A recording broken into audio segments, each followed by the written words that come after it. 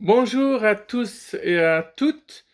Oui, parce que de temps en temps, il faut quand même commencer par les mecs, hein. Si un truc j'arrive pas à faire ces temps-ci, c'est bien de tenir mes promesses sur ma chaîne.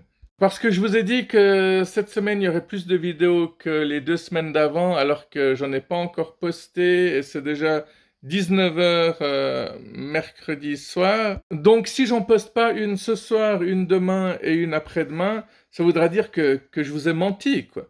Et moi, je déteste les menteurs, quoi. Je supporte pas.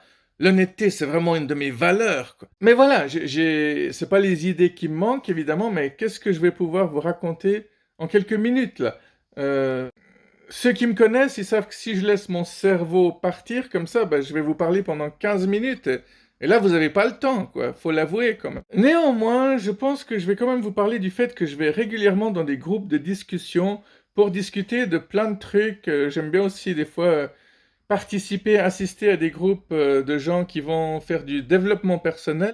Même si j'ai l'impression que même si j'ai cette réputation de personnage complètement taré, j'ai quand même l'impression que je vais beaucoup mieux que la plupart des gens quand même, hein. Non, parce que les gens, les problèmes qu'ils ont, mais ils se les créent, quoi, c'est pas possible. Bon, c'est clair que personne ne nous met la tête sous l'eau plus que nous-mêmes, hein, c'est fou. Alors voilà, un truc qui va peut-être vous paraître un peu bizarre, mais souvent je peux être avec des amis et je peux ne rien dire en fait. Mes amis me connaissent pas forcément pour être quelqu'un de très bavard, surtout quand on est en groupe, hein. Alors, je sais pas du tout si c'est un problème de petit comité, de gros comité. Moi, j'ai l'impression que c'est juste une question de sensation, de sentiment, de... Bah, il y a des fois où tu as envie de parler, il y a des fois où tu pas envie de parler, hein.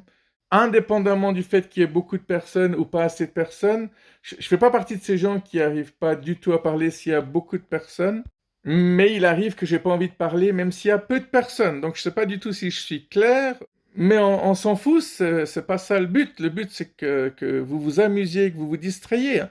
Pas que vous compreniez tout ce que je vous raconte. Dans ces groupes de discussion, il y a beaucoup de questions très intéressantes qui se posent. Par exemple, est-ce que d'après vous, vous pensez qu'on peut par exemple rigoler avec quelqu'un avec qui vous ne vous entendez pas du tout? Alors, je pourrais vous laisser réfléchir quelques secondes, mais je vais développer en même temps ma propre pensée. C'est que je pense que on peut rigoler, oui, avec quelqu'un avec qui on s'entend pas. Pour rappel, Pierre Desproges avait dit on peut rire de tout, mais pas avec tout le monde. Ensuite, Thomas Wiesel a décidé de enlever la deuxième partie de la phrase et de dire simplement on peut rire de tout. Ensuite, c'est... Putain, comment il s'appelle déjà? Jean-Marie Bigard. Bon, vous m'en voudrez pas d'avoir oublié son nom, hein, lui, il a dit on ne peut que rire de tout. Et moi, je pense que on peut rire de tout, mais pas tout le temps, parce que de temps en temps, faut quand même se reposer, hein. Non, mais vous vous rendez pas compte, pour les gens qui riaient jamais, vous vous rendez pas compte que c'est fatigant de rire. C'est pas évident de créer des bons gags, quoi. Parce que les gags de merde, ça, n'importe qui peut les créer, quoi. Le seul problème des bons gags, c'est qu'ils sont pas compris par la plupart des gens, quoi. Alors, moi, je pense qu'on peut rire sincèrement avec quelqu'un avec qui on s'entend pas, parce que il y a des choses qui peuvent faire rire n'importe qui, hein. Il y a de l'humour qui peut faire rire aussi bien les gens de gauche que de droite, quoi. Je sais pas, le mec qui glisse et qui tombe, bah, ça peut faire rire n'importe qui. Après, même ça, c'est très discutable, parce que, au final, je me suis rendu compte que si la personne se fait vraiment mal, c'est là que les rires s'arrêtent. Mais à la base, si on rit d'une personne qui tombe, c'est surtout bah, le sort de pantin désarticulé, c'est la forme que prend la personne, la position dans laquelle il se met au sens propre. Mais un truc très important, c'est que je pense que si on s'entend pas avec une personne, c'est souvent parce qu'il y a des sujets qui fâchent. Après, si la personne, elle veut tout le temps parler de ces sujets qui fâchent, même si elle sait que ça fâche, là, on peut rien faire avec ce genre de personne.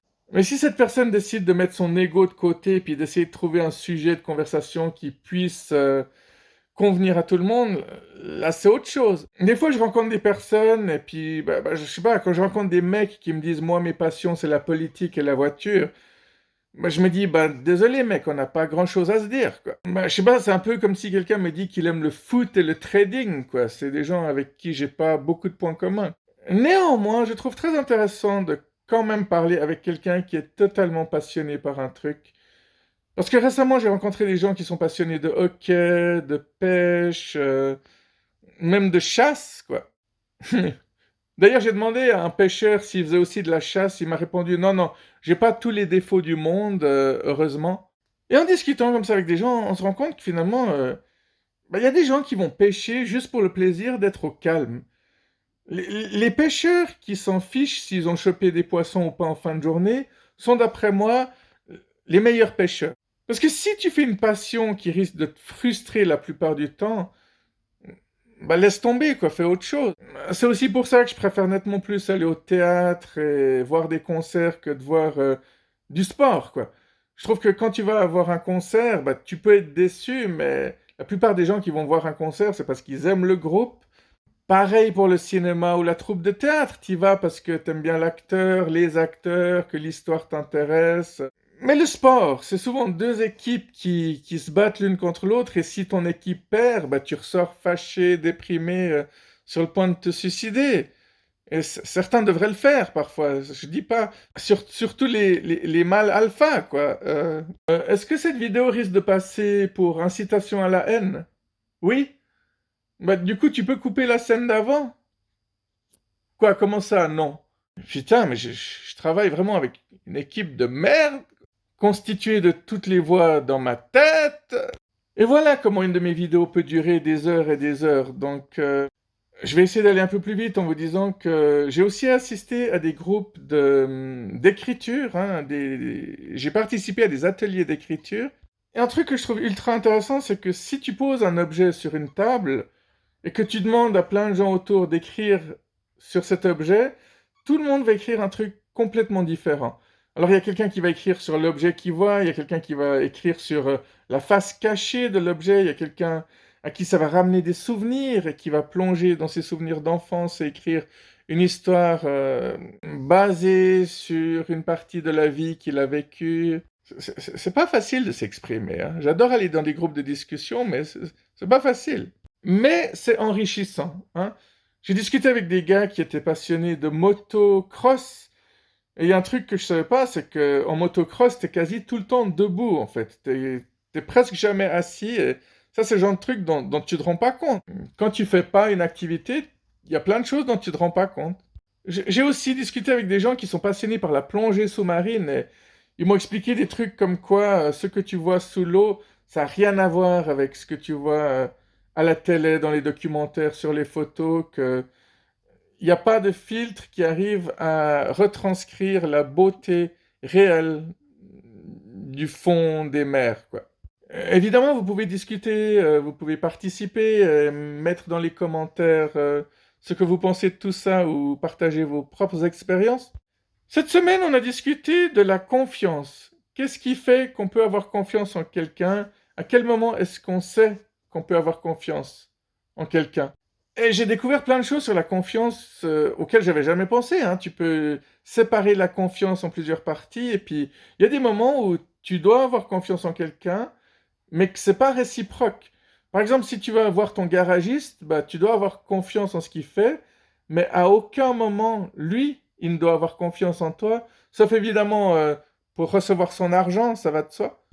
Mais même ton garagiste, tu lui fais confiance pour la voiture. S'il commence à te dire, vous avez l'air un peu pâle, vous feriez bien de ingurgiter un peu d'aloe vera, tu vas pas forcément faire attention à ce qu'il va te dire, hein.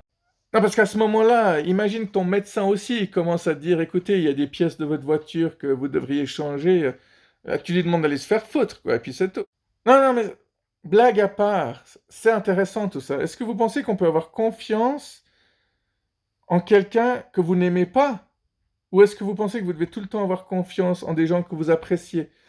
Dans des groupes de musique, par exemple, tu dois faire confiance aux musiciens qui sont autour de toi, tu dois croire en leur talent, mais ça ne veut pas forcément dire que tu vas t'entendre avec eux. D'où le fait qu'il y a plein de groupes de musique connus qui s'entendent pas vraiment, hein.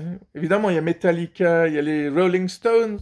À quel moment est-ce que tu mets ton ego de côté pour faire du bon travail, hein? Il y a des groupes de musique qui restent ensemble parce qu'ils savent qu'ensemble ils sont incroyables et que leur solo ne fonctionne pas. Mais voilà, ils s'entendent pas forcément. C'est triste, mais c'est une triste réalité. Et bien que le sujet soit ultra intéressant, je pense que pour aujourd'hui, cette vidéo peut s'arrêter.